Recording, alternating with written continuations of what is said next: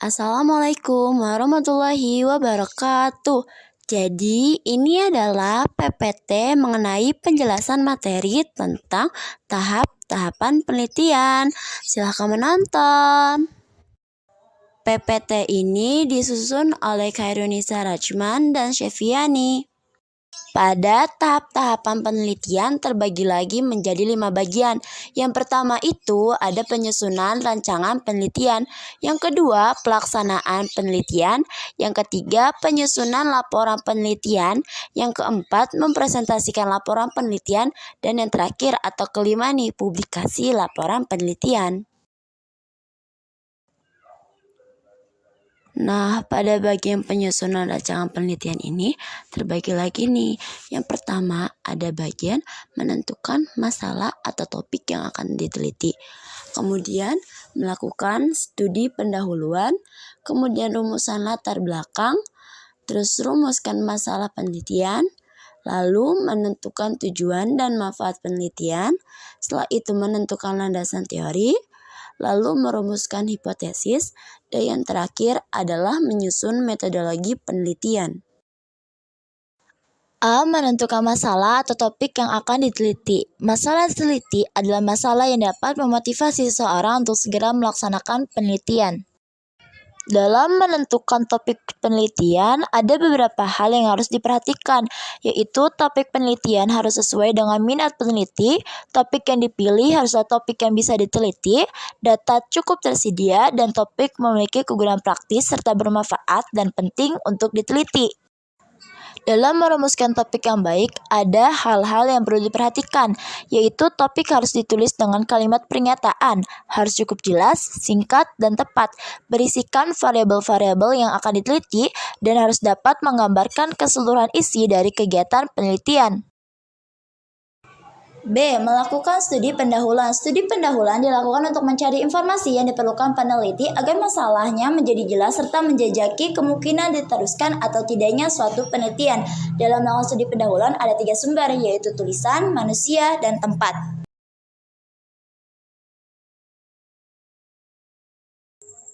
C. Rumusan latar belakang. Pada bagian latar belakang masalah, peneliti harus mengemukakan alasan dipilihnya suatu masalah atau topik yang akan dijadikan penelitian, serta mengemukakan fakta-fakta sementara yang diperoleh dari pengamatan dan studi kepustakaannya, dengan tujuan untuk memperkuat alasan seorang peneliti dalam mengambil sebuah topik permasalahan. D. Merumuskan masalah penelitian. Peneliti merumuskan permasalahan penelitian. Pertanyaan yang diangkat itu adalah apa yang menjadi permasalahan dalam tema ini. Mengacu pada contoh latar belakang masalah dengan cara memasukkan unsur-unsur yang dapat menjadi jawaban atas pertanyaannya, dilanjutkan dengan merancang pertanyaan penelitian yang berfungsi sebagai dasar penelitian karena merupakan hal-hal yang ingin dijawab melalui penelitian. E. Menentukan tujuan dan manfaat penelitian. Tujuan penelitian merupakan rumusan masalah dalam bentuk kalimat pertanyaan. Tujuan dari penelitian merupakan jawaban yang ingin dicari. Adapun manfaat penelitian merupakan kegunaan nyata dari hasil yang dicapai melalui penelitian. F. Menentukan landasan teori. Landasan teori merupakan telaah masalah penelitian berdasarkan teori-teori atau bacaan-bacaan. Landasan teori adalah dasar teoretis bagi peneliti untuk menjawab masalah penelitian. Terkadang juga ada definisi konsep dan definisi operasional. G. Menyusun hipotesis. Hipotesis merupakan kemungkinan jawaban atas masalah penelitian. Kenapa kemungkinan? Karena belum dibuktikan lewat penelitian di lapangan, yang dinyatakan dalam bentuk pernyataan yang menghubungkan variabel-variabel penelitian. Nah, hipotesis ini terbagi menjadi 2. Yang pertama itu ada hipotesis nol, yang merupakan dugaan awal sebelum dilakukan penelitian, berisikan apa yang ingin dipatahkan atau ditolak dengan melakukan penelitian. Yang kedua itu ada hipotesis kerja atau alternatif, yang merupakan dugaan yang ingin dibuktikan dengan menyatakan adanya hubungan antara variabel X dan Y atau adanya perbedaan antara dua kelompok. Ciri-ciri dari hipotesis itu dapat diterima dengan akal sehat, menyatakan hubungan antar variabel penelitian, dapat diuji, dinyatakan secara singkat dan dalam bentuk pernyataan, konsisten dengan teori dan fakta yang telah dibangun. Cara merumuskan hipotesis itu dengan cara observasi topik masalah yang pertama. Yang kedua itu membuat daftar permasalahan. Yang ketiga memulai menulis hipotesis. Yang keempat itu memastikan hipotesis bisa diuji. Menyusun metodologi penelitian. 1. Jenis penelitian berkaitan erat dengan masalah penelitian dan cara atau teknik pengumpulan data.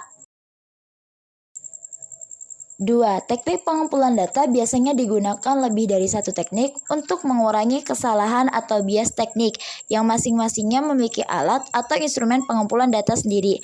Kuesioner atau angket, wawancara, observasi, dan studi literatur merupakan contoh dari teknik pengumpulan data. Juga biasanya yang digunakan lebih dari satu. 3. Teknik analisis data merupakan cara mengolah data yang telah diperoleh dari lapangan dan jawaban atas pertanyaan masalah yang diajukan peneliti pada bagian perumusan masalah. Terbagi menjadi dua, yaitu ada teknik analisis data secara kuantitatif dan teknik analisis data secara kualitatif. 4. Unit analisis. Unit analisis merupakan satuan atau objek yang diteliti. Contohnya ada organisasi. Yang ditelitinya itu dapat berupa sekolah dan DPR. Yang kedua ada kelompok masyarakat. Untuk objek yang diteliti dapat berupa mahasiswa. Pelaksanaan penelitian. A. Menentukan dan menyusun instrumen penelitian. Instrumen penelitian sangat tergantung pada jenis dan dari mana data diperoleh. Secara umum, jenis-jenis data dapat dikelompokkan dalam 3 kategori, yaitu cara perolehan, sifat, dan sumber. Adapun sumber informasi dan pengumpulan data penelitian adalah subjek penelitian atau yang disebut sebagai responden. Penentuan subjek penelitian dapat dilakukan dengan cara populasi dan sampel secara acak dan tidak diacak. B. Mengumpulkan data, yang merupakan kegiatan mencari data di lapangan yang akan digunakan untuk menjawab permasalahan penelitian yang dapat dilakukan dengan cara survei, wawancara, observasi, dan studi kepustakaan. C. Analisis data, yang bertujuan untuk menyederhanakan data lapangan yang kompleks ke dalam bentuk yang lebih mudah dibaca. Pengolahan dan analisis data pada penelitian kuantitatif umumnya menggunakan metode statistik, sedangkan pengolahan dan analisis data pada penelitian kualitatif menggunakan metode non-statistik. Menyusun laporan penelitian. Membuat laporan penelitian adalah proses menyusun hasil penelitian dalam bentuk laporan yang bertujuan agar hasil penelitian dapat diketahui orang lain.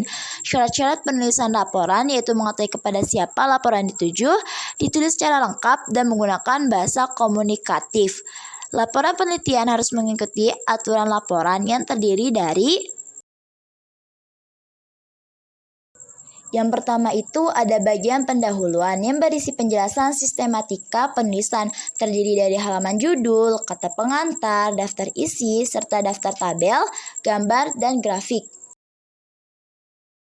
Yang kedua itu ada isi laporan, yang merupakan bagian yang memuat ulang tentang proses penelitian dan hasilnya, yang terdiri dari bab pendahuluan, bab kerangka teoretis atau tinjauan pustaka, bab metodologi penelitian, bab hasil penelitian dan pembahasan, serta bab kesimpulan dan saran. Yang ketiga atau terakhir ada bagian penutup, yang merupakan bagian bahan-bahan penunjang seperti daftar pustaka, lampiran, serta indeks.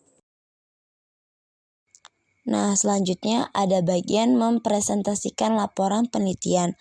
Laporan hasil penelitian yang telah selesai disusun dipresentasikan melalui diskusi, sehingga akan diperolehnya saran dan kritik terkait laporan penelitian yang disusun. sehingga laporan penelitian yang akan dipublikasikan sudah dipastikan merupakan laporan penelitian yang dapat dipertanggungjawabkan. Diskusi yang dilakukan dapat melalui forum diskusi kelas, diskusi panel, simposium, dan seminar. Dengan menyajikan presentasi, kita dapat menggunakan media audiovisual. Setelah itu, lakukan evaluasi berdasarkan saran dan kritik yang telah diterima, sehingga dapat melakukan perbaikan laporan hasil penelitian. Nah, bagian kelima nih atau bagian terakhir yaitu publikasi laporan penelitian.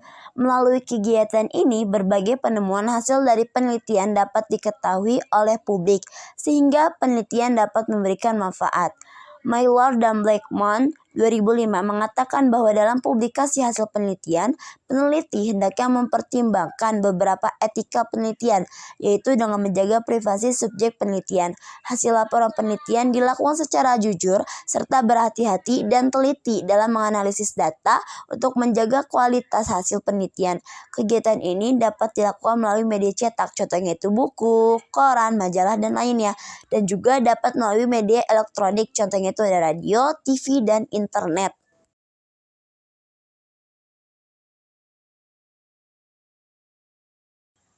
Nah, teman-teman, itu tadi adalah penjelasan materi tentang tahap-tahapan penelitian. Semoga dengan adanya video ini dapat membantu teman-teman untuk memahami materi tahap-tahapan penelitian ya. Mohon maaf bila ada kesalahan dalam penyebutan kata dan lainnya yang kurang mengenakan bagi teman-teman. Saya ucapkan terima kasih. Wassalamualaikum warahmatullahi wabarakatuh.